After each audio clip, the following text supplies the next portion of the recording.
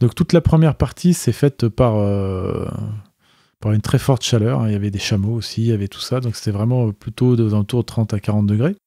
Et puis la fin du deuxième jour, donc je m'arrête, il faisait encore jour, mais je me dis je m'arrêtais manger, dormir 5-6 heures, repartir au milieu de la nuit.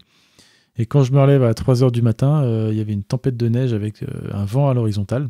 Il faisait moins 10 degrés et on n'a pas pu repartir. La course a été neutralisée pendant une douzaine d'heures. Et quand on est reparti, il y avait 15 cm de neige au sol, et donc il fallait chercher son chemin aussi à travers ça. Et donc on a navigué au petit matin pendant quelques heures, juste avec un croquis au milieu de la Chine, du désert de Gobi, pour retrouver le chemin en évitant la rivière qu'il fallait traverser, sinon jusqu'à la taille. Et voilà, c'était épique. Bonjour à tous, je suis Guillaume Lalu et je suis ravi de vous retrouver dans ce nouvel épisode de Course épique.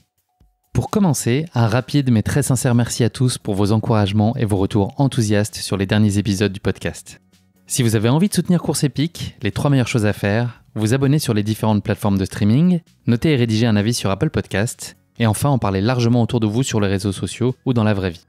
Et n'oubliez pas, pour ne rien manquer des coulisses du podcast, rendez-vous sur notre compte Instagram courseepique.podcast. Et donc là, c'est le passage où habituellement j'enregistre la deuxième partie de l'introduction à chaque nouvel épisode. Et comme vous pouvez le remarquer, ma voix est un petit peu différente puisque je suis tombé malade entre l'enregistrement et maintenant. Donc ne soyez pas choqués. Et j'ai le plaisir de recevoir dans ce nouvel épisode Benoît Laval, un ultra-trailer français à l'étourdissant palmarès. Benoît a participé à plus de 200 trails dans 32 pays et compte notamment 65 victoires, une sélection en équipe de France de trail en 2010, des 2e, 4e et 5e places au Grand Raid de la Réunion. Et Benoît a également réussi à boucler 2 tours de l'infernale et fascinante Barclay. En complément de ce solide CV, Benoît est également un entrepreneur né. Il a notamment créé la marque Red Light à seulement 27 ans, racheté la marque Vertical ou encore fondé le réseau des stations de trail. Vous l'aurez compris, Benoît est un touche-à-tout à la détermination sans limite dans sa vie sportive comme professionnelle. Il va partager aujourd'hui avec nous l'une des courses les plus marquantes de sa vie, l'Ultra Trail Gobi Race, une course de 400 km au cœur du désert de Gobi en Chine. Une expérience d'ultra-distance à laquelle il n'aurait jamais imaginé se frotter, jusqu'à ce qu'il se laisse finalement convaincre de participer à sa première édition en 2015. L'occasion rêvée pour lui d'écrire les toutes premières pages d'une course inédite. C'est cette soif d'aventure et d'inconnu que va partager avec nous Benoît, avec toute la sagesse qui le caractérise, comme vous pourrez l'entendre. J'ai eu le plaisir de venir rencontrer Benoît à domicile, en Chartreuse, pour nos échanges, et de découvrir ainsi l'envers du décor de l'atelier Red Light, et également les sentiers de trail enneigés à proximité, que nous n'avons pas manqué d'aller explorer ensemble. Préparez-vous à vivre une course dans les steppes du désert de Gobi à nul autre pareil. Mais je ne vous en dis pas plus. Benoît va vous raconter tout ça bien mieux que moi. Bienvenue dans notre nouvel épisode de Course épique, Step by Step. Bienvenue sur Course épique, le podcast running et trail qui vous fait vivre dans chaque épisode une histoire de course inoubliable grâce au témoignage de son invité. Athlète émérite, coureur confirmé ou anonyme passionné, quand la légende d'une course et la destinée d'un coureur se rencontrent, c'est dans Course épique qu'elle se raconte. Course épique, c'est un invité, une course, une histoire hors du commun. Bonne écoute! Bonjour Benoît, merci de m'accueillir aujourd'hui dans les locaux de Red Light à Saint-Pierre-de-Chartreuse pour ce 56e épisode de Course épique. C'est un véritable plaisir pour moi d'échanger avec toi ici. Bonjour également et bienvenue. Merci de nous avoir fait une petite balade aujourd'hui. Là, on a pu faire une petite sortie à proximité dans la neige. C'était particulièrement plaisant. Une petite balade en courant, bien sûr. Voilà, Saint-Pierre-de-Chartreuse, on est à 900 mètres d'altitude, une demi-heure de Grenoble, 1h15 de Lyon. Et effectivement, Red Light, le magasin d'usine, est ouvert 7 jours sur 7. Et c'est la maison mère, donc c'est là qu'on conçoit tous les produits, qu'on en fabrique une partie avec notre atelier Made in France et qu'on a des parcours de trail, des douches, des vestiaires et des produits à tester gratuitement. Tout pour être heureux. Voilà, tout pour être heureux. C'est bien pour ça qu'on a choisi de venir travailler ici et de venir habiter ici. Benoît, avant de nous intéresser plus particulièrement à ta pratique sportive, est-ce que tu pourrais te présenter pour nos auditeurs qui ne te connaîtraient peut-être pas ? Oui, donc j'ai 48 ans, je fais de la course à pied depuis que j'ai 9 ans, donc vous ferez la soustraction. Donc ma passion, c'est vraiment la course à pied. J'ai commencé quand j'étais jeune à faire de l'athlétisme, du cross, de la piste. J'ai toujours aimé quand c'était un petit peu plus long, un petit peu plus dur, donc des crosses, du 3000 mètres steeple. Je suis rapidement passé au marathon à l'âge de 20 ans. Après, j'ai fait différentes choses. J'ai traversé les Pyrénées tout seul en courant quand j'avais 22 ans. Voilà, c'était la première fois où j'ai dû charger un sac à dos super léger, que tout rentre dedans et partir à l'aventure. Après, donc j'ai fini mes études d'ingénieur textile en associant ma passion de la course à pied et d'ingénieur textile. J'ai créé Red Light en 1999. Donc une marque d'équipement, vêtements, sacs à dos, chaussures de trail. En 99, on a démarré de zéro, donc tout petit dans un garage. On a grandi doucement. En 2011, on a déménagé à Saint-Pierre-de-Chartreuse. On a acquis la marque Vertical. On était une quinzaine. La marque se développe avec de l'innovation sur des produits toujours légers, ergonomiques, performants pour les gens qui font des grandes courses et les gens qui aiment le confort aussi. Et puis voilà, en 2016, on est rentré dans le groupe Rossignol. Moi, j'en suis parti en 2019 et j'ai finalement racheté Red Light en 2020 pour la rendre à nouveau autonome. Donc, je suis toujours passionné de course à pied. J'ai été vice-champion de France de trail. J'ai fait le Marathon des Sables, 2e au Grand Raid de la Réunion. Plein de courses à travers le monde, entre la montée de l'Empire State Building pour les plus courtes et 400 km dans le désert de Gobi pour la plus longue. J'ai fait la Barclay, j'ai couru dans 30 pays dans le monde. Et j'ai aussi repris une petite agence de voyage qui organise des trails à l'étranger, des courses par étapes qui s'appelle Nature Extrême Développement. Donc si vous voulez venir courir en Jordanie, au Machu Picchu, au Kilimandjaro, en Portugal, en Grèce, etc., sur des courses de 7 jours avec 20-25 km, Nature Extrême Développement, c'est l'entreprise que j'ai pris l'année dernière en même temps que Red Light. Voilà à peu près. Et j'habite à Saint-Pierre-de-Chartreuse. Voilà. On sait tout de toi, Benoît. J'ai plus de questions. Tu as tout dit. Tu nous l'as dit, donc la course à pied, tu as commencé très jeune sur le format piste et assez court. Qu'est-ce qui t'a fait explorer le long? Qu'est-ce qui t'a donné envie d'aller vers des efforts d'endurance et de trail et d'ultra-trail? Comment tu as évolué progressivement vers ça? Je dirais déjà, je crois que j'ai pas de capacité extraordinaire naturelle de course à pied. C'est surtout l'entraînement. Quand j'étais jeune, Benjamin, minime, cadet, je n'ai jamais réussi à me qualifier au championnat de France, par exemple. Tous les ans, des centaines de personnes, de jeunes qui le font dans leur catégorie d'âge. Et moi, j'étais toujours à la limite, donc j'avais pas des facultés intrinsèques spéciales. Après, je crois que j'avais encore moins de facultés de faire du sprint ou du lancer ou des sauts. Ça, je m'en suis aperçu très rapidement en commençant l'école d'athlétisme. Et donc, j'ai fait de l'endurance parce que je crois que c'est ce qui me plaisait le mieux quand même. Mon père aussi faisait du marathon et donc je crois que ça m'a un petit peu influencé. Mais mes capacités naturelles n'étaient absolument pas vers le lancer de poids ou le saut en hauteur. Et voilà. Et donc, l'endurance. Et une nouvelle fois, dès le départ, peut-être parce que j'étais pas un bon sprinter non plus, il fallait que ce soit plus compliqué, plus peut-être mental, tout ça, pour que je puisse tirer mon épingle du jeu. Et donc naturellement, ça s'est orienté vers les longues distances et vers le trail parce que j'ai toujours aimé la montagne. J'étais en région parisienne quand j'étais jeune adolescent. Après, j'ai fait mes études à Lille, donc loin de tout ça, mais j'ai toujours été passionné par la montagne, l'hiver, l'été. Ce qui m'a amené à traverser les Pyrénées à l'âge de 23 ans, alors que je n'habitais absolument pas en montagne et que je ne faisais de la montagne que pendant les vacances. Est-ce que tu peux nous parler de ton rapport à la compétition? Est-ce que c'est quelque chose qui sublime, toi, ton rapport à la discipline, à l'effort? À ce moment-là, est-ce que ça ajoute un piment additionnel à la pratique, ou est-ce que tu es venu par la force des choses parce que ça t'a permis d'aller découvrir d'autres horizons, te dépasser tes propres limites, ou est-ce que tu as aussi cette âme de compétiteur? Je crois que j'ai l'âme de compétition, ça c'est sûr, ça se voit à travers ce que j'ai fait en sport, à travers aussi de piloter une entreprise. C'est une compétition permanente parce qu'il y a d'autres concurrents et qu'il faut bien être là. Si on n'avance pas, on finit par être doublé par les autres. Et puis surtout, je dirais, avoir un dossard, c'est faire des choses qu'on n'est pas capable de faire quand on n'a pas le dossard. Qui va faire 20 heures autour du Mont Blanc s'il n'y avait pas de dossard, ou que ce soit 20 heures ou 25 heures ou 30 heures, chacun à son niveau. Mais c'est bien parce qu'on a un dossard qu'on est capable de faire ça ce jour-là, et que ce soit l'UTMB, que ce soit le Grand Raid de la Réunion, le Marathon des Sables ou n'importe quel autre challenge. C'est vrai qu'on peut les faire en off aussi, mais on atteindra beaucoup plus difficilement, voire jamais, la performance qu'on a quand on a quelqu'un qui donne un départ, qui a une ligne d'arrivée, et puis qui a une émulation avec d'autres coureurs. Donc, même si c'est pas forcément gagner la course, la compétition, c'est quand même quelque chose qui permet de faire des choses qu'on n'aurait jamais fait ou qu'on ferait extrêmement difficilement tous les week-ends. Hormis l'Ultra Trail Gomires, qu'on aura largement l'occasion d'évoquer un peu plus tard dans l'épisode, tu as donc un palmarès très largement garni. Tu as participé à plus de 200 courses, tu en as gagné un peu plus de 60. Je vais te faire une petite question-réponse en mode flash pour me parler des courses qui ont marqué ta vie. Il faudrait que tu me répondes donc de façon assez succincte et en motivant tes réponses en 3-4 phrases. Est-ce que tu pourrais me dire quelle a été pour toi la course la plus difficile jusqu'ici? Alors, toutes les courses sont difficiles. Quand on donne le maximum de soi-même, à un 1000 mètres ou à un 10 km sur route, peut être aussi difficile qu'une grande course si on va moins vite.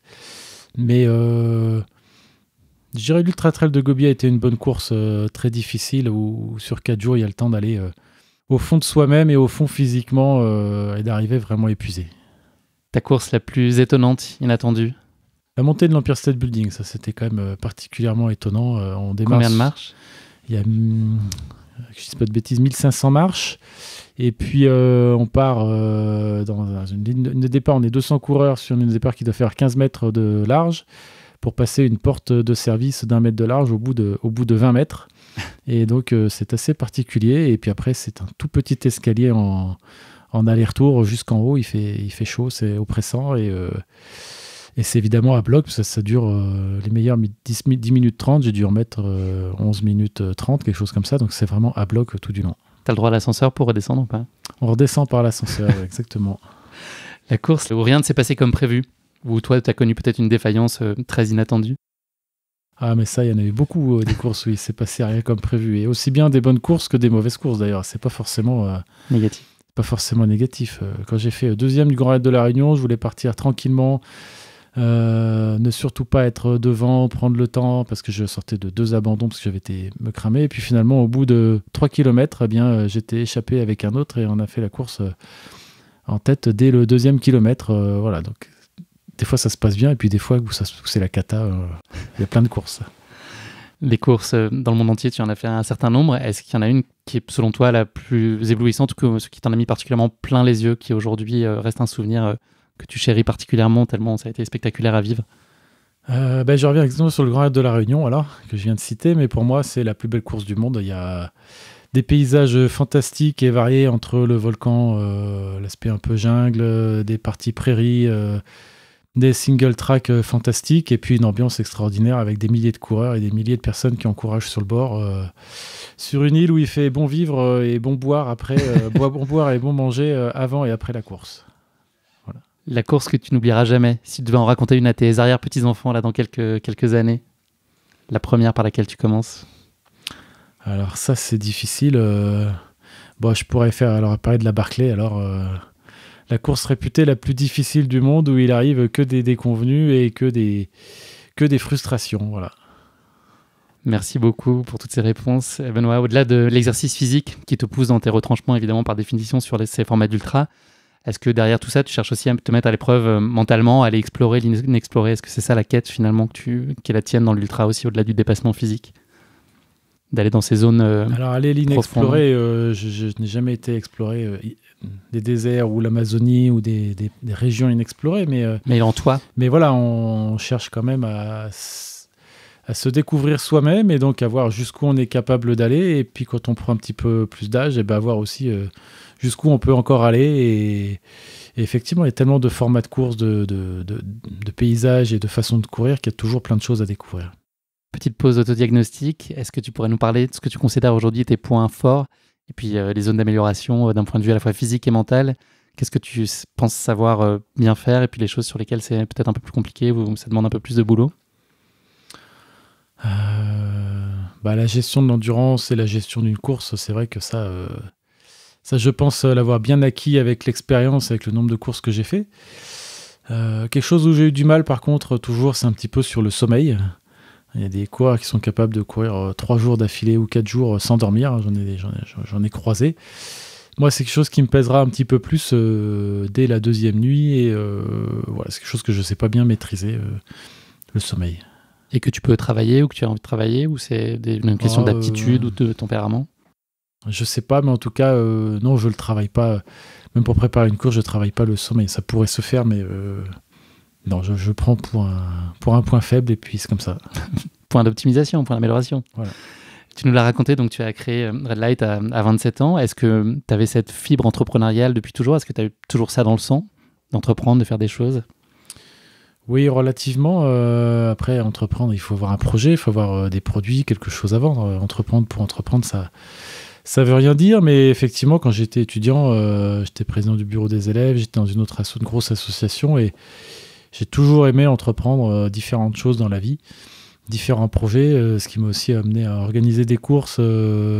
Première course que j'ai organisée, c'était quand j'avais aussi 21 ans.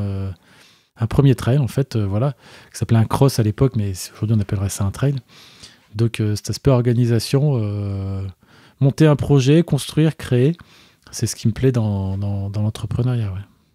Est-ce que tu peux nous en dire plus aujourd'hui sur la mission et sur les valeurs fondatrices de Red Light? Qu'est-ce que tu penses que vous apportez au marché, que peut-être les autres marques n'apportent pas autant, ou que vous apportez différemment en tout cas? Nous, notre passion, c'est vraiment de concevoir des produits pour courir, dédiés à la course à pied, pour faire des courses parmi les plus difficiles. On est fiers de voir qu'au Marathon des Sables, on a une grosse part de marché, donc beaucoup de gens achètent nos sacs à dos et les conseillent pour l'année suivante pour les coureurs, par exemple. Des produits vraiment dédiés à des usages poussés de la course à pied. Comment est-ce que tu vois justement la structuration du secteur à l'avenir, à la fois avec les acteurs en place, les nouveaux entrants, et puis on regarde toute l'évolution de la démocratisation de la course à pied, l'évolution des attentes des sportifs de plus en plus éco-responsables notamment. Quelle grande tendance tu vois se dessiner pour le marché selon toi, et puis quelle place toi tu vois pour Red Light au sein de tout ça? Je dirais le marché aujourd'hui, les acteurs sont quand même bien établis. Enfin, la phase pionnière est derrière quand même, c'était les années de 2000 à 2010 dans laquelle Red Light s'est bien inscrit, a bien pris sa place. Aujourd'hui, effectivement, un des enjeux forts, c'est l'éco-responsabilité. Donc, par exemple, chez Red Light, on a aujourd'hui plus de la moitié des produits qui sont éco-responsables en polyester recyclé. On a une partie de notre fabrication qui est en France. On a pour objectif que 90% des textiles soient en recyclé d'ici 2 ans. Donc, effectivement, il y a quelques petits acteurs qui se basent que sur la partie éco-responsable, et je pense ça va être plus difficile, puisque c'est un axe qui devient général. Salomon aussi, ou d'autres ont déjà pris le pas. Même des grands distributeurs comme Gosport ou Decathlon sont déjà bien sur le recyclé, donc ce ne sera pas un axe différenciant. C'est un axe fort et presque indispensable aujourd'hui, mais qui ne sera pas forcément différenciant. C'est assez intuitif, mais on voit assez bien les similitudes qu'il peut y avoir entre la vie d'entrepreneur et puis finalement le parcours d'un ultra-trailer. Quelles sont selon toi les qualités communes finalement à ces 2 dimensions et qui sont requises pour espérer atteindre des objectifs qu'on se fixe, même s'ils sont à long terme et puis ils sont faits de haut et de bas? Qu'est-ce qu'il faut avoir pour réussir dans les 2 domaines? Je dirais dans les 2 domaines, c'est une course d'endurance sur laquelle en fait il n'y a jamais de ligne d'arrivée. Il y a quelques courses. Est-ce qu'il y a des ravitaux quand même? Il y a des ravitaux, il y a des hauts et des bas. Il faut être tenace, endurant, mais il faut savoir gérer les hauts et savoir gérer les bas, comme dans un ultra où il y a des moments d'euphorie où il faut se calmer un petit peu et des moments où c'est très compliqué, mais il faut tenir jusqu'à la prochaine vague qui va remonter. Voilà. On parle pas de la 5e vague qui va remonter, celle-là on n'en veut pas, on a dit. Mais après la 5e vague qui va remonter, il y aura aussi du soleil derrière, donc voilà, laissez passer la... Après la vague vient le beau temps. Voilà, exactement. Est-ce que tes expériences en ultra-trail aujourd'hui, elles bénéficient au quotidien à ton rôle et à ta vision d'entrepreneur, et réciproquement? Est-ce que tout ça se cross-fertilise, on pourrait dire? Alors je dirais pas forcément en termes de management ou de façon de gestion d'entreprise, mais par contre il est évident que je participe très activement à la conception des produits, d'une part par ma pratique, par mon expérience, ou si j'essaye un sac à dos, instinctivement je vais trouver des défauts ou des qualités et voir ce qui se passe et ce qui va marcher ou pas marcher, ou même essayer un maillot ou un short. Quand on l'essaye, qu'on est coureur à pied depuis longtemps, les détails se voient rapidement. Et puis aussi sur le fait de courir, de faire des courses de l'ultra, ça permet de voir le marché, de voir les coureurs, de les voir aussi pendant leur pratique, et de soit trouver des idées, des innovations, de sentir le marché en étant acteur à l'intérieur, bien plus que quelqu'un qui ne serait que chef de produit ou responsable marketing, mais sans pratiquer. Tu nous as cité tout à l'heure tes nombreuses casquettes, et je pense qu'il en manquait un certain nombre, parce tellement elles sont nombreuses. Donc tout le monde l'aura compris, tu es aujourd'hui très investi dans ta sphère professionnelle, personnelle et puis sportive. Comment est-ce que tu arrives à tout mener de front jusqu'ici? C'est beaucoup d'organisation, de radicalité dans tes choix, c'est des journées qui se terminent jamais, c'est des sacrifices un peu, beaucoup? C'est quand même de tout faire en même temps. Alors aujourd'hui, les outils modernes comme un iPhone ou d'autres outils comme ça permettent de travailler à distance, de travailler n'importe où, n'importe quand, même quand on est en voyage pour Nature Extrême Développement. Eh bien, quand il y a 1 heure, on va répondre aux mails, on va toujours être en action. Et puis quand je suis sur place aussi, j'ai un bénéfice intéressant que j'habite à 50 mètres de chez Red Light et que donc je perds, cela me prend une minute pour aller au bureau, pour revenir, etc. Et c'est aussi ce temps que d'autres passent dans les transports que je peux utiliser pour aller courir ou pour faire d'autres choses. Merci beaucoup pour cette introduction, Benoît. On va passer désormais à notre terrible séquence de la basket chinoise, un format de portrait chinois version sportif qui va nous permettre de continuer à mieux te connaître. Première question de cette basket chinoise, si tu étais un personnage fictif, qui serais-tu ? J'aimerais bien être Superman. Hein, voilà, mais ça n'est qu'un rêve. Et t'as pas trouvé la kryptonite ? Non, et je ne suis qu'un homme avec ses qualités, ses défauts et ses capacités limitées avec lesquelles il faut jongler et vivre. Deuxième question de cette basket chinoise, si tu étais un animal, lequel serait-il ? Si j'étais un animal, je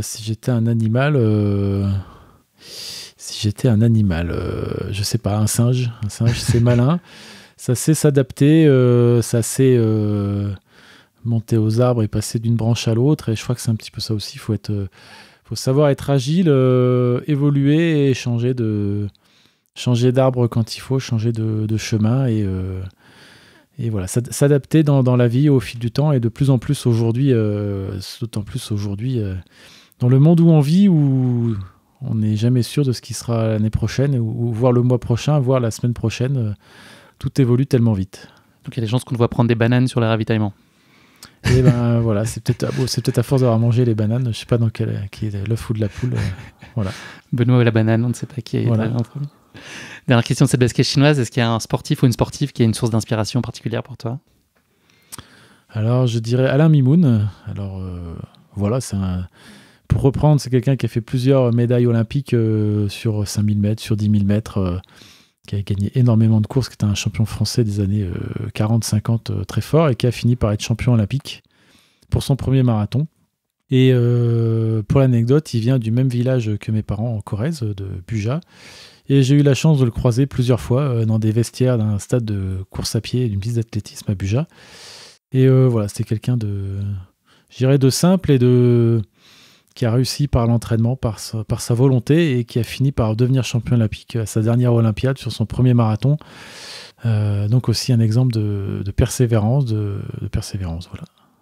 Merci beaucoup d'être prêté à cet exercice de la basket chinoise. On va maintenant parler de ta course épique, l'Ultra Trail Gobi Race. Avant cela, je vais donner quelques mots introductifs pour en planter le décor.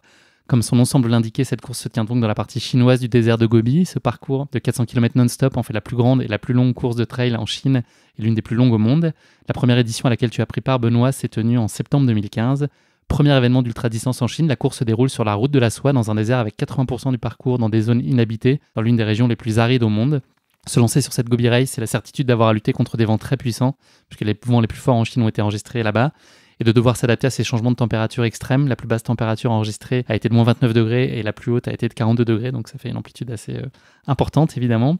Les terrains sont très variés avec des passages roulants et de très très très longues lignes droites si j'ai bien compris, mais aussi des montées sur des montagnes de sable, des déserts rocheux, des rivières cristallines, des glaciers, des champs de neige. Il y en a pour tous les goûts.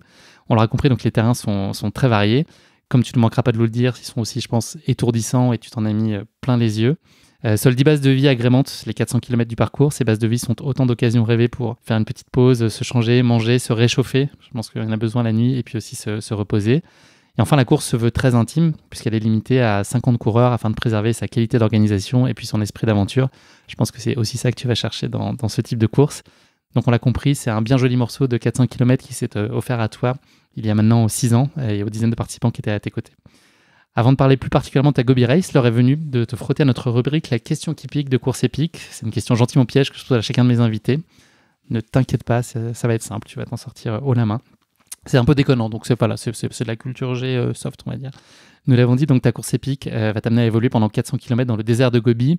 Ma question qui pique pour toi, Benoît, est la suivante. En avril 2019, le marathon de Paris a pu compter sur la présence d'une certaine Gobi sur la ligne de départ. Est-ce que tu saurais me dire qui est cette fameuse Gobi ? C'est assez inattendu. Non, absolument pas. C'est pas un être humain. Alors, j'imagine un chien, alors. Absolument. Pas, mais... Voilà, d'accord. Absolument. Et donc voilà, cette année-là, il y a 49 000 coureurs qui ont pris le départ du marathon de Paris. Et parmi eux figurait un duo insolite, le coureur Dion Leonard et sa chienne Gobi, devenu le premier chien à prendre le départ de cette course mythique.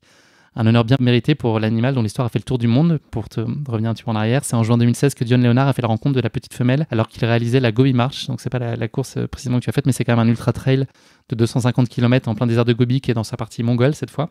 Et c'est à l'issue de la première journée de course que le marathonien a posé pour la première fois les yeux sur Gobi. Après une soirée passée en sa compagnie autour du feu, la chienne a fini par partir pour mieux revenir dès le lendemain matin sur la ligne de départ de la deuxième étape. Et puis voilà, le décompte a résonné et le trailer australien a bien tenté d'éloigner l'animal.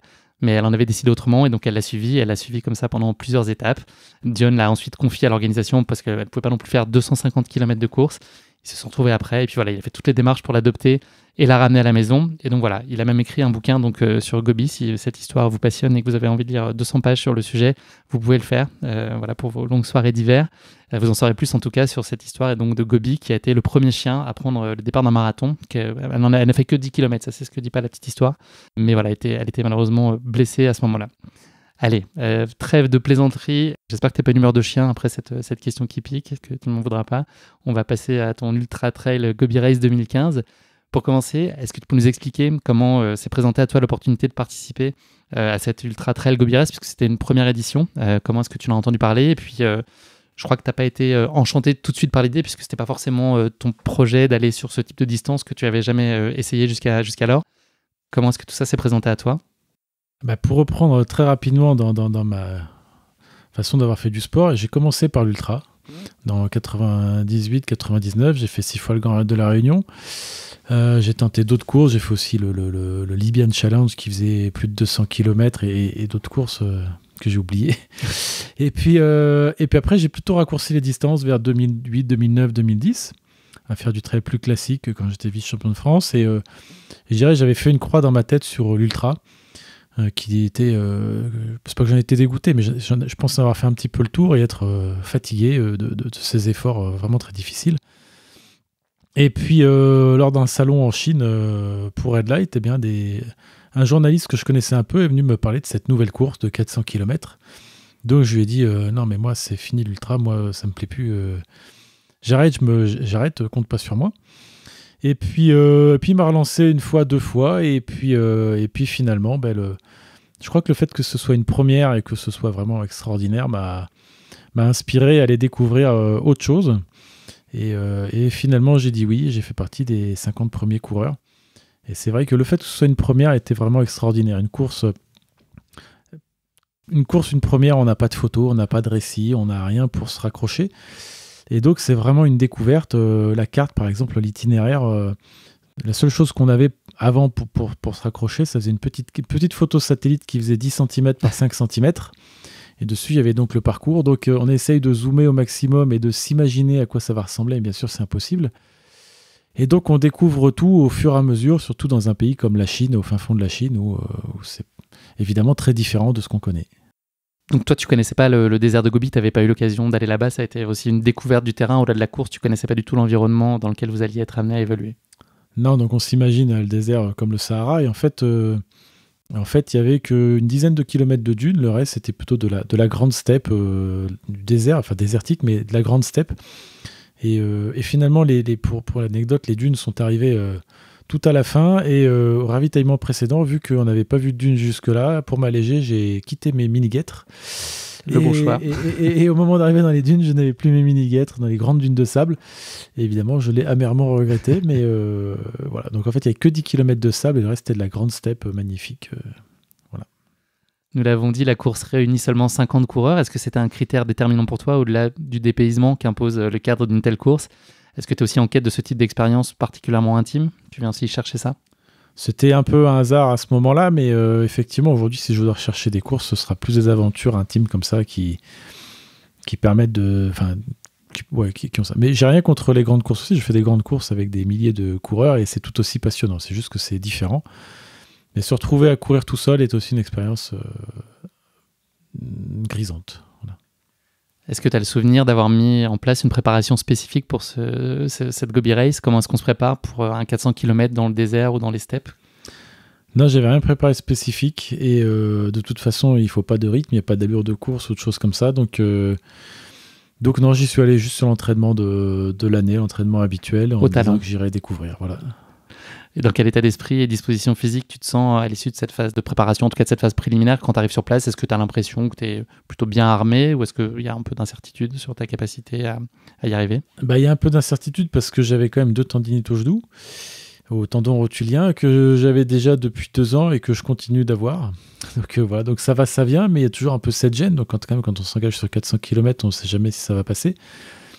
Mais d'un autre côté, j'étais déterminé à finir et je dirais j'étais quasiment sûr que je finirais cette course et c'était mon ambition et quitte à le faire doucement, quitte à finir, quitte à prendre le temps, j'étais déterminé et j'étais presque certain que je réussirais à le faire alors que j'avais jamais fait ça, mais c'était vraiment ma détermination au départ. Est-ce que tu peux nous parler du plateau qui était réuni cette année-là? La start list, elle était courte, on en a parlé, mais elle était quand même de très bon niveau. Il y avait des bons coureurs autour de toi? C'était très international et effectivement, il y avait des Chinois, des Américains, des Anglais. Enfin, c'était très international. Je ne pourrais pas retrouver les noms là. Et chez les féminines, il y avait Betty quand même qui a gagné quand même plusieurs fois la Hard Rock. Voilà, que j'ai fini par... avec qui m'a passé devant, que j'ai repassé devant, etc. dans tous les sens, et que j'ai fini par redoubler la dernière fois à 15 km de l'arrivée, mais effectivement, qui était une concurrente très aguerrie. Ouais. Est-ce que tu peux nous en dire plus sur la dimension logistique de la course, la partie navigation, l'alimentation, la gestion des sacs, tout ça? Comment est-ce que ça s'organise concrètement pendant cette course-là? Alors la partie gestion des ravitaillements, donc il y avait une base vie tous les 40 km, donc 400 km ça fait 10 bases vie tous les 40 km, dans laquelle on pouvait donc mettre un drop bag, donc mettre de quoi manger ou éventuellement de quoi se changer, voilà, mais c'était principalement de quoi manger. Et dans ces endroits-là, il y avait des grandes tentes avec de l'eau chaude, et donc nos sacs, et donc de quoi éventuellement s'arrêter pour dormir. Donc 40 km, c'est court et c'est long à la fois. Hein. Quand on finit par avancer moins vite, c'était plus long le soir que le matin, notamment. Voilà. Et puis après la navigation, le parcours n'était pas balisé. Donc on avait la trace GPS sur un GPS qu'on amenait. Et donc on suivait cette direction tout au long de l'épreuve. Et effectivement, parfois, ça faisait des points de direction, des caps de 30 ou 40 km. Donc on ne voit pas à 40 km, on voit à l'horizon, on voit en général à 5-10 km maximum. Et donc on avance, je dirais, vers l'infini, vers l'horizon. Et de proche en proche, le paysage se découvre et on avance droit dans cette direction en découvrant le paysage au fur et à mesure des heures de course et donc des heures d'effort. Et c'était le fait que ce soit au GPS dans cette steppe était vraiment un vrai point passionnant, un vrai point de différenciation. Ouais. Avec quel objectif tu te présentes sur la course? L'idée, c'est de finir? Ou il y a un sujet de place quand même? Est-ce que tu as cette dimension un peu compétitive? L'idée, c'est de finir. Ça ne veut pas dire le faire en marchant tout du long, parce qu'au contraire, je crois que c'est encore... Enfin, quand on est court à pied, ce serait encore plus difficile mentalement. Donc l'idée, c'est de finir. Je m'étais fixé de faire 100 km par jour et de dormir la nuit 5-6 heures.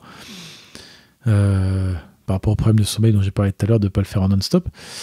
Et c'est à peu près ce qui s'est passé, sauf quand la course a été neutralisée à cause de la tempête de neige, mais peut-être qu'on y reviendra après. Mais voilà, l'objectif c'était de finir, et pour finir, je me disais que faire 4 fois 100 km, c'était un bon objectif. La place, on verrait, tout ça, c'était secondaire. Voilà. Au-delà des 2 heures de sommeil, là, des 5-6 heures par jour, tu as aussi en tête de faire des micro-siestes, c'est ça, de quelques minutes tout au long du parcours? Oui, c'est quelque chose que j'avais déjà expérimenté avant et que j'ai bien expérimenté là et que je réexpérimente depuis. Effectivement, notamment là-bas, quand ça fait déjà 15 heures ou 16 heures depuis le matin que vous êtes parti, que vous courez, que vous marchez, s'arrêter, faire une micro-sieste 3 minutes. Les 3 minutes sont largement bien investies avec un bon retour sur investissement dans les kilomètres qui suivent. Même si on regagne 1 minute au kilomètre en repartant, en 3 km, on a rattrapé. Enfin, quand le soir, je me rappelle, j'arrivais plus à faire 1 km non-stop sans marcher, voire à la fin 400 mètres, sans marcher. 400 mètres, c'est qu'un tour de piste. Je me rappelais tous les tours de piste que j'ai fait et tout ce que j'avais fait dans toutes mes années de course à pied avant, et ne plus réussir à courir 400 km sans devoir marcher, c'est que j'étais vraiment au bout du rouleau. Effectivement, faire des micro-siestes de 3 minutes. Donc ce que je conseille, c'est d'avoir un bon réveil bien violent, de bien le programmer, comme ça... Quand on s'allonge, on peut complètement oublier. On sait qu'il y aura le réveil, donc on peut vraiment lâcher prise complètement. Et souvent, je me réveillais même avant les 3 minutes ou juste aux 3 minutes. Et on se relève et ça fait vraiment du bien. Voilà. Je pense que ça remet un peu comme quand l'ordinateur commence à ramer, qu'il avance plus, on le redémarre. Et il redémarre bien mieux que quand il y avait trop d'applications ouvertes et trop de choses. Voilà. On ne se repose pas physiquement ni musculairement. Je dirais que c'est nerveusement qu'on remet le cerveau en marche. Il faut juste pas prendre 3 minutes pour s'endormir, c'est la seule contrainte.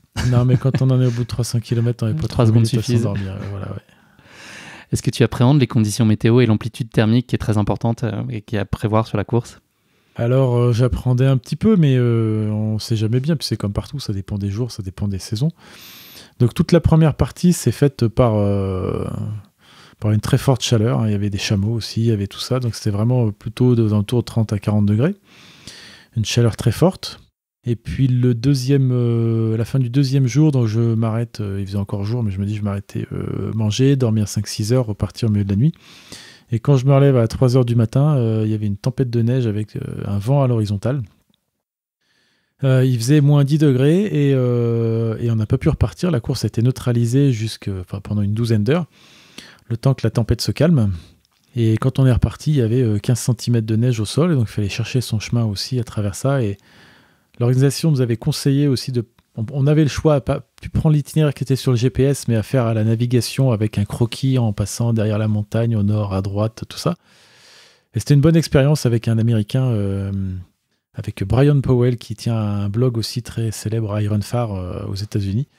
Et donc on a navigué au petit matin pendant quelques heures, juste avec un croquis au milieu de la Chine, du désert de Gobi, pour retrouver le chemin en évitant la rivière qu'il fallait traverser, sinon jusqu'à la taille. Et voilà, c'était épique, mais donc une forte amplitude de température.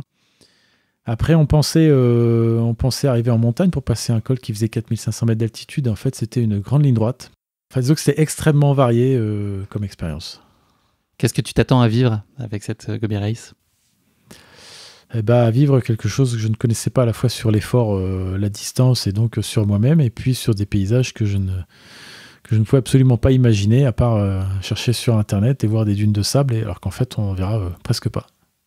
Ça y est, nous sommes le 28 septembre 2015, aux environs de Gazou. Est-ce que tu peux nous parler du décor qui t'entoure sur la ligne de départ? Et puis toi, dans quelle disposition tu es à ce moment-là? Est-ce que tu as juste envie qu'on vous libère et puis de pouvoir enfin te lancer dans cette grande aventure? Est-ce que tu es un peu nerveux? Comment est-ce que tu vis aussi à ce moment-là? On est au milieu de rien. On nous a emmenés avec des bus dans un petit village de tentes qu'ils ont monté au milieu de rien. Un endroit qui, a priori, des sortes de ruines qui étaient un passage célèbre de la route de la soie, donc entre l'Orient et l'Occident. Et voilà, le réveil doit être à 4 heures du matin pour partir à 5 heures. Il fait encore nuit. Donc il y a vraiment une bonne ambiance avec de la musique locale. Et voilà, on est juste 50 coureurs et de l'organisation.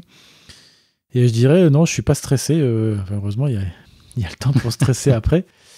Et non, je suis en pleine forme et une nouvelle fois déterminé à partir pour ces 400 km dont on ne voit finalement que les 5 premiers kilomètres à l'horizon. Tu te fais assez rapidement reprendre par la douleur au genou que tu mentionnais tout à l'heure. Est-ce que c'est quelque chose qui t'inquiète ou est-ce que ça s'avère être une fausse alerte finalement? Non, je crois que j'étais déjà habitué à vivre avec depuis quelques trimestres ou quelques années. Donc non, ça s'installe, mais ça reste là, lancinant. Et je dirais presque que ça m'oblige à rester prudent et à rester une allure lente. Et j'ai pas de souvenir que ça se soit empiré. Donc effectivement, c'est un peu une fausse alerte. De toute façon, quand on a mal un petit peu au genou les semaines et les mois précédents, c'est pas parce qu'on se lance là-dedans que ça va disparaître. Donc il n'y a pas de miracle, mais d'un autre côté, ça ne s'est pas empiré. On n'a pas très envie que ça arrive au 5e kilomètre sur une course de 400, en tout cas. Non, mais bon, quand c'est là, on a mal. On a la sensation en permanence. Voilà. Est-ce que tu peux nous parler finalement de ces toutes premières heures de course et puis cette phase d'émerveillement, en fait, de découverte? Là, tout devient tangible, c'est tout ce que tu as projeté, fantasmé, ces nouveaux espaces, ils s'offrent à toi. Comment tu vis la réalité de cette course-là? Qu'est-ce que tu commences à comprendre de ce que vont être tes journées, de ce qu'on va être les distances, les perspectives, l'horizon, les lignes droites? Comment est-ce que tu interprètes tout ça et engranges toutes ces informations? La première journée, elle est quand même un petit peu, c'est pas subi, mais on est un peu dans... On découvre effectivement, on s'aperçoit que 40 km, c'est finalement déjà long pour arriver au premier ravitaillement. Alors on est quand même assez pressé sur les premiers ravitaillements qu'on s'organise pour manger, pour boire, parce qu'on a l'impression que chaque minute perdue va être fatale. Bon, puis Et puis, je me rappelle arriver, j'ai pas de grands souvenirs de la première journée. C'est un peu lancinant, un petit peu long. On découvre là qu'il n'y a pas de chemin, on découvre un petit peu tout ça, mais la course se met en place. Il n'y a pas de monotonie. Le corps se met en place. Il n'y a pas encore trop de monotonie, parce que c'est quand même que le premier jour, que la découverte. Mais c'était pas extraordinaire comme journée, mais c'était une mise en place. Voilà. Très tôt dans la course, une révélation se fait jour et va te guider sur la façon dont tu vas décider de gérer ces 400 km. Et cette révélation, elle tient en une phrase. Est-ce que tu pourrais nous dire quel est l'espèce de mantra qui t'a accompagné pendant toute la course et qui t'a aidé ? Eh bien, je sais pas, rapidement, ça m'est venu à l'esprit, mais c'est de courir comme on respire. C'est-à-dire respirer, c'est naturel, ça demande pas d'effort, ça demande aucun effort finalement de respirer quand on n'y pense pas. Et je dirais, j'ai trouvé un peu cette expression et cette chose-là, c'est-à-dire de courir sans que ça fatigue et sans que ce soit un effort. C'est-à-dire courir vraiment de façon douce, naturelle, et donc forcément on court pas très vite. Mais ça s'est révélé une bonne philosophie de course pour durer chaque journée jusqu'au point que je m'étais fixé. Donc après un peu plus de 100 km et 14 heures de course, tu t'en tiens à ton plan initial et prends la sage décision, je pense, de rester à la 3e base vie pour y dormir quelques heures. Est-ce que tu peux nous parler du décorum, de ces bases vie et puis de la première nuit à laquelle tu es confronté dehors ? Comment est-ce que tu t'organisais concrètement et quelles sont les conditions ? C'était assez confortable, hein. Les tentes étaient assez grandes, il y avait de la moquette par terre, de la moquette artificielle, très fine, mais de l'eau chaude, et finalement, faut pas se laisser prendre par le confort, mais je mange mon lyophilisé, et puis je me pose pour dormir. Alors effectivement, il ne faut pas être grisé, il y a des coureurs qui arrivent, qui repartent, qui ont envie de dormir après, d'autres qui dorment déjà. Je dirais, il ne faut pas jouer le classement dès là, il faut suivre son plan et s'arrêter, mettre son réveil, repartir... j'ai dû m'arrêter 5-6 heures, repartir juste derrière. Je dirais, il faut être dans sa bulle et vivre sa propre course et pas se laisser emporter par les autres qui, pour certains, sont plus forts et qui ne vont pas s'arrêter dormir, et bravo à eux, et d'autres qui vont... Voilà. Il faut gérer sa course tranquillement. Tu repars donc ensuite pour la 2e journée de course, une journée qui va être extrêmement chaude et qui se compose à nouveau de décors d'une très grande variété, tout ça sur le regard amusé des dromadaires locaux qui s'amusent du dénivelé éprouvant que tu cumules au gré des micro-reliefs. C'est ça, il n'y a que des bosses. Enfin, il y a beaucoup de bosses en tout cas à ce moment-là, sur cette 2e journée. Ça descend toute la journée. Donc là, on est vraiment dans la partie désertique, je dirais, chaleur, désert de cailloux. Il fait très chaud. Je me rappelle, la fin de la journée, il y a une gorge. J'ai jamais bien compris si le chemin qu'il fallait prendre avec le GPS, s'il était au fond de la gorge ou s'il était au-dessus. Parce que ça se joue à 500 mètres de distance entre le haut et le bas. Et donc, je navigue un petit peu au gré de ce qu'il y a devant. Il n'y a pas de chemin.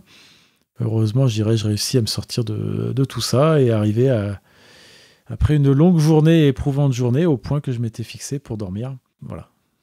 Tu l'as évoqué tout à l'heure, donc la 2e nuit donne lieu à une tempête assez costaud et qui perturbe donc fortement cette 2e nuit, même tes plans de départ qui étaient initialement prévus au milieu de la nuit. Comment est-ce que tu gères ces heures d'attente ? Est-ce que tu es heureux de finalement ne pas te retrouver dans la nature à subir ces conditions dantesques, ou est-ce que tu es frustré de voir aussi d'autres coureurs qui font leur retard sur toi au bénéfice de l'interruption de la course ? Comment est-ce que tu vis ce moment ? Déjà, je vis ce moment à me reposer, puisqu'on ne peut pas repartir. On s'arrête, on mange, on dort. Faut utiliser le temps qui finalement est là. Après, effectivement, c'est un peu frustrant d'avoir pris de l'avance sur des coureurs et qui nous rejoignent, mais c'est la fatalité et c'est comme ça.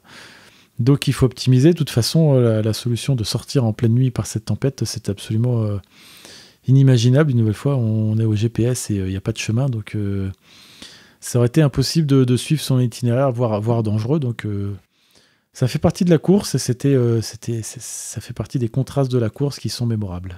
Tu mets donc à profit ce temps de pause aussi pour identifier comment, une fois reparti, vous allez court-circuiter une rivière, éviter de vous retrouver trempé, c'est ce que tu nous disais tout à l'heure. Commence ensuite pour toi une quête insoluble, une fois reparti, trouver la prochaine montagne et son col qui culmine à 3600 mètres. Puis t'as pas été déçu, puisqu'en fait cette montagne, elle n'existe pas vraiment à proprement parler. C'était totalement une autre configuration en tout cas que ce que tu pouvais imaginer. Voilà, on est allé de surprise en surprise, et effectivement, un col à 3600 mètres d'altitude, on s'attend à un petit col de montagne, et finalement c'était une grande ligne droite qui montait un long faux plat, qui rappelait plus une ambiance marathon, une ambiance de ces posters un peu de course à pied, là, avec des gens qui courent sur des lignes droites au milieu de la route vers l'infini, là, des grandes lignes droites dans les déserts américains, on pourrait dire, c'était exactement ça. Et ça dure 40 km cette montée, je me rappelle bien, c'était extrêmement long. Pour passer un col qui est relativement plat et enchaîner un faux plat descendant. Et là, la fin de journée était très longue là aussi, parce qu'effectivement, là, forcément, il y a la fatigue. Et là, après, il n'y avait plus de route bitumée. On était plutôt en travers d'un grand delta, d'une rivière, donc des cailloux et des ruisseaux à sec. Évidemment, pas dans le sens où on court, mais dans le sens opposé. Donc là, on fait que monter et descendre 3 mètres, 2 mètres, 3 mètres. Et la fin de journée est longue, puisqu'effectivement, il fait tard, on est à 3000 mètres d'altitude et il doit faire moins 10 degrés. Et donc, il tarde d'arriver dans une tente où il fera chaud pour manger et pour ça. Est-ce que dans ces moments-là, tu as des moments de découragement ou est-ce que tu es toujours dans ta quête et dans ta conviction que tu vas y arriver ou est-ce qu'il y a quand même des moments un peu moins simples où tu as envie de tout balancer? Non, je suis toujours dans mon esprit d'arriver jusqu'au bout. Je crois que j'ai jamais douté que j'arriverais jusqu'au bout. Évidemment, c'est difficile et tous les jours, les 20-30 derniers kilomètres sont extrêmement difficiles et épuisants. C'est une certitude, mais non, jamais de désespoir du tout, ni de doute d'arriver au bout sur cette course. Après une première nuit de repos bien méritée, tu attaques cette nouvelle journée par un premier col de montagne, a priori dernière difficulté visible de la course si l'on s'en réfère à la carte. Comment est-ce que se passe cette journée pour toi, qui est marquée notamment par un enchaînement de dunes qui s'avère être dure et rocailleuse pour ton plus grand bonheur? En tout cas, les premiers temps, ça a été peut-être à l'usage un peu moins drôle ensuite, mais comment se passe cette troisième journée? Donc là, je suis arrivé de nuit à cette basse vie et effectivement, en me réveillant le lendemain, là, pour le coup, le col, c'est un vrai col de montagne avec un petit chemin de chèvre, un petit single track. Donc c'est une surprise parce qu'on pensait, évidemment, on pensait que ce serait comme le col d'avant.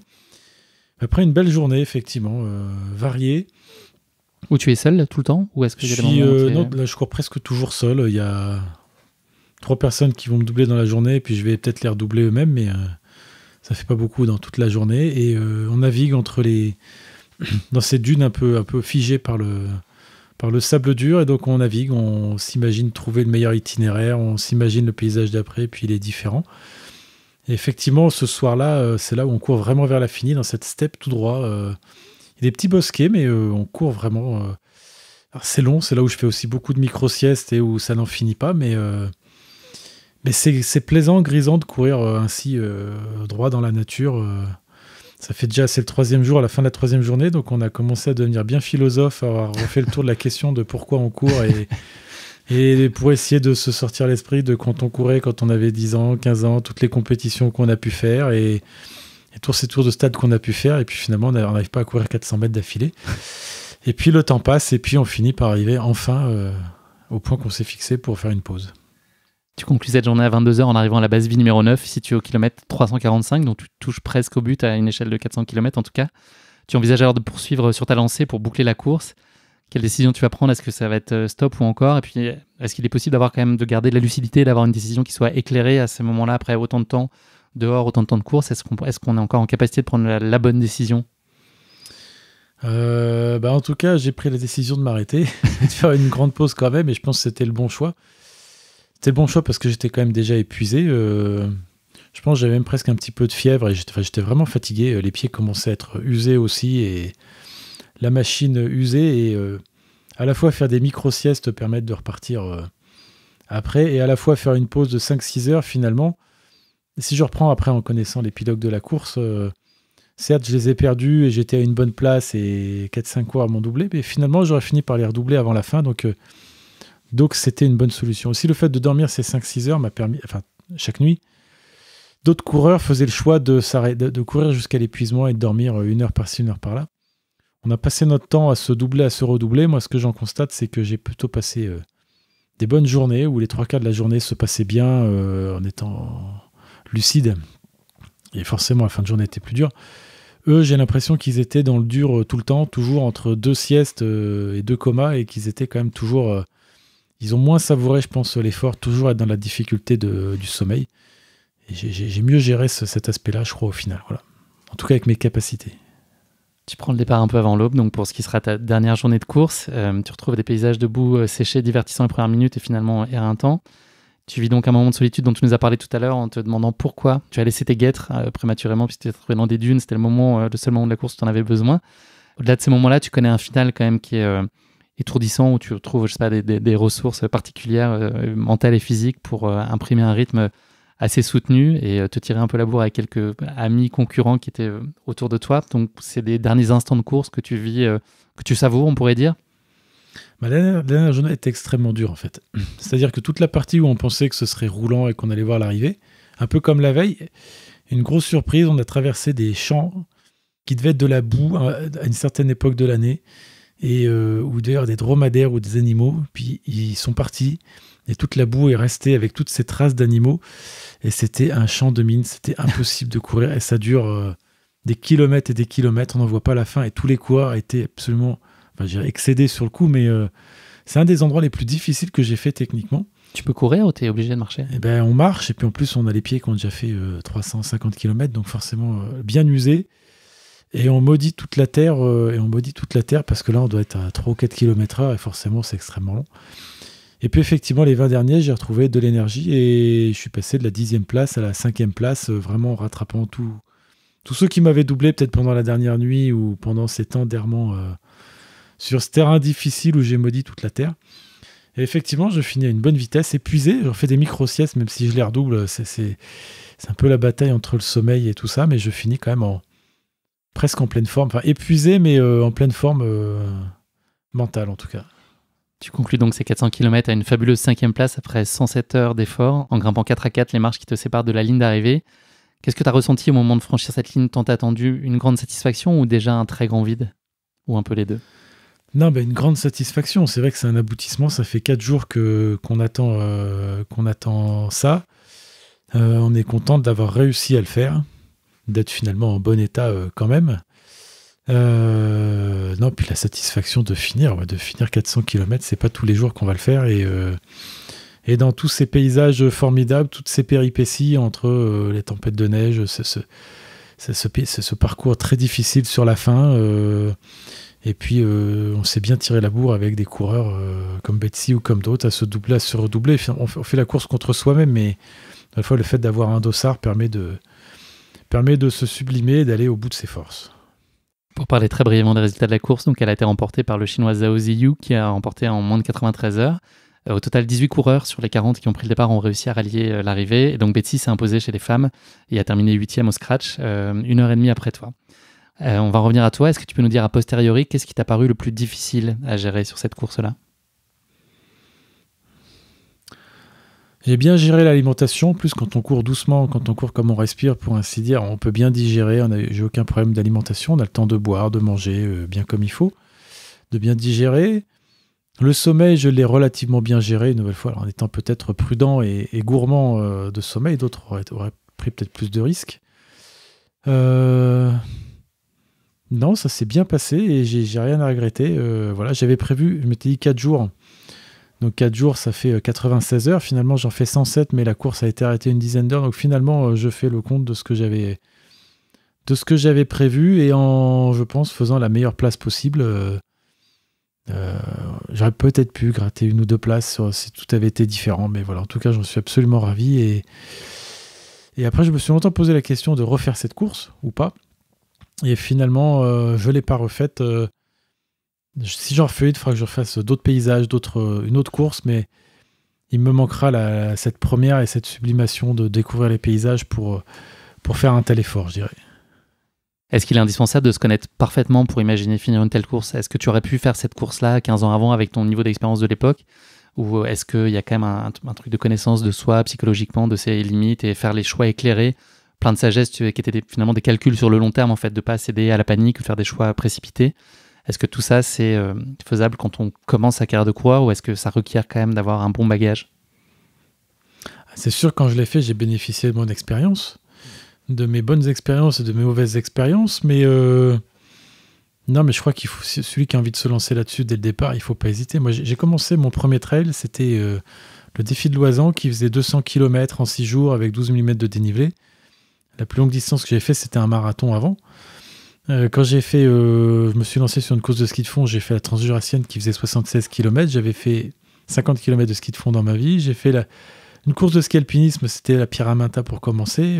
Voilà, donc non, je dirais, si on le sent et si on se sent capable et volontaire, il faut se lancer. Après, c'est sûr que si on n'a pas d'expérience, c'est bien, on va faire des erreurs, mais on apprendra dessus. Mais dans tous les cas, on n'est jamais préparé. Et même quand on est préparé, il y a toujours des surprises, des imprévus, et donc il faut se lancer même si on n'a pas l'expérience. Qu'est-ce qu'elle a, cette Gobi Race, que n'ont pas les autres courses? Vraiment, les points de différenciation de cette course, c'est le fait qu'elle soit pas balisée et que ce soit au GPS. Donc ça, c'est une expérience fantastique d'avoir l'impression d'être au milieu de la nature sans avoir à suivre un chemin. Et puis le fait qu'il n'y ait que 50 coureurs aussi, ça permet d'être vraiment dans ses horizons en étant seul dans le désert, pour résumer. Et puis elle est extrêmement bien organisée, avec une organisation très professionnelle et relativement masquée en fait. Ils nous suivent au GPS, ils suivent tout ça, les ravitaillements sont bien au bon endroit, bien tout ce qu'il faut. Et pourtant, on ne voit pas de 4x4, on ne voit pas l'organisation et on sait qu'elle est là, voilà. Donc ça correspond au fait d'être vraiment dans une immersion totale dans le désert de Gobi. Est-ce que tu as trouvé ce que tu attendais de cette course? Oui, alors après, on ne sait pas bien ce qu'on cherche et ce qu'on veut trouver non plus en partant courir 400 km, hein, mais ouais, ça m'a beaucoup plu et j'ai une bonne expérience de vie, une bonne expérience de course à pied en faisant ça, oui. Encore plus dur que la question qui pique de course épique, s'il n'y en avait qu'une, quelle image tu retiendrais de cette Gobi Race? Une nouvelle fois, je crois que ce qui me plaît vraiment bien, c'est ce... Benoît nous apporte de la chartreuse, faut qu'on ouvre la porte. Voilà, il faut ouvrir la porte pour boire la chartreuse. À consommer avec modération, bien sûr. Bon, impossible de ne pas goûter la chartreuse. Merci beaucoup, Élodie. Santé, Benoît. Santé. Non, moi, vraiment, l'image qui me reste, c'est ces fins de journée à courir droit vers l'horizon dans la steppe du désert de Gobi, fatigué, mais avec le coucher de soleil et voilà, sans savoir où on va, vers le bout du monde, mais déterminé à avancer par là, quoi, voilà. Merci beaucoup, Benoît. On va parler un peu maintenant d'avenir. Est-ce que tu as déjà les idées claires sur tes grands rendez-vous sportifs de l'année 2022 ? Absolument pas. Alors déjà, il y a ce monde incertain du Covid où on ne sait pas bien ce qu'on va faire. Il y a aussi, j'ai quand même un planning assez chargé avec la nouvelle petite agence que j'ai repris, donc Nature Extrême Développement. En 2023, il va falloir que j'aille courir avec, soit pour organiser et pour courir au Kilimandjaro, au Portugal, au Machu Picchu. Pas de chance. Voilà, ça me fait 6-7 destinations. Le Bhoutan aussi pendant 15 jours. Donc le planning va déjà être chargé de courses. Et au milieu de ça, il faudra que je case 2-3 compétitions personnelles, mais je ne sais pas encore, j'ai pas encore défini. L'année prochaine sera plus sur ces voyages. Et après, à plus long terme, j'aimerais bien faire une belle aventure qui est l'Himal Race, une course de 1000 km par étape, assez sauvage aussi. C'est un peu, j'espère retrouver un peu la même chose que sur le désert de Gobi. Peut-être la Transpyrénéa aussi en 2023, donc une course qui fait tous les Pyrénées, donc que j'ai déjà fait il y a maintenant, je ne vais pas faire toute la boucle, ça fait peut-être 30 ans que je l'ai fait, voilà. Ce type de grande aventure, voilà. Merci beaucoup, Benoît. Je te propose de conclure cet épisode, non pas avec le mot de la fin, mais avec le motto de la fin. Est-ce que tu as une phrase, un mantra qui incarnerait ta philosophie de vie ou la façon dont tu envisages ta pratique? Qu'est-ce qui pourrait synthétiser, exprimer au mieux tout ça?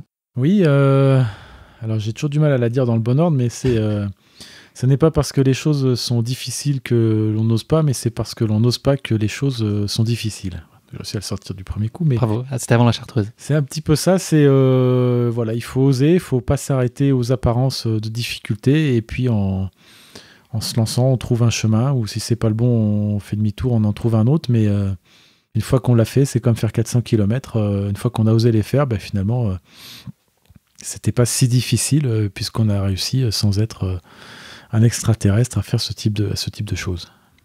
Merci beaucoup, Benoît. C'est déjà malheureusement la fin de cet épisode. Je n'ai rien vu passer, je dois t'avouer. Là, ça fait à peu près une petite heure qu'on parle. J'ai l'impression que ça fait 3 minutes. Merci encore pour ton accueil et merci de nous avoir fait vivre dans tes pas cette course incontestablement épique dans le désert de Gobi, une expérience absolument passionnante à écouter et qui l'a visiblement été tout autant à vivre. Je te souhaite beaucoup de bonheur pour tous les projets et défis qui vont s'offrir à toi. Il y en a plein professionnellement, sportivement, personnellement peut-être. Voilà, je te souhaite en tout cas de t'accomplir pleinement dans la réalisation de tout ça et de tous ces objectifs qui t'attendent. Merci et que la course continue d'être épique et que la vie continue d'être épique pour toi comme pour moi, comme pour tous ceux qui nous écoutent. Souhaitons-le à tout le monde. Merci beaucoup Benoît, à très bientôt. Merci, au revoir. Merci à tous de nous avoir suivis, j'espère que cet épisode vous a plu. Pour ne manquer aucun épisode, n'oubliez pas de vous abonner sur les différentes plateformes de streaming. Et si le cœur vous en dit, n'hésitez pas à mettre le maximum d'étoiles sur iTunes, cela aidera Course Épique à se faire connaître plus largement encore. Merci et à très bientôt pour notre prochain épisode de Course Épique.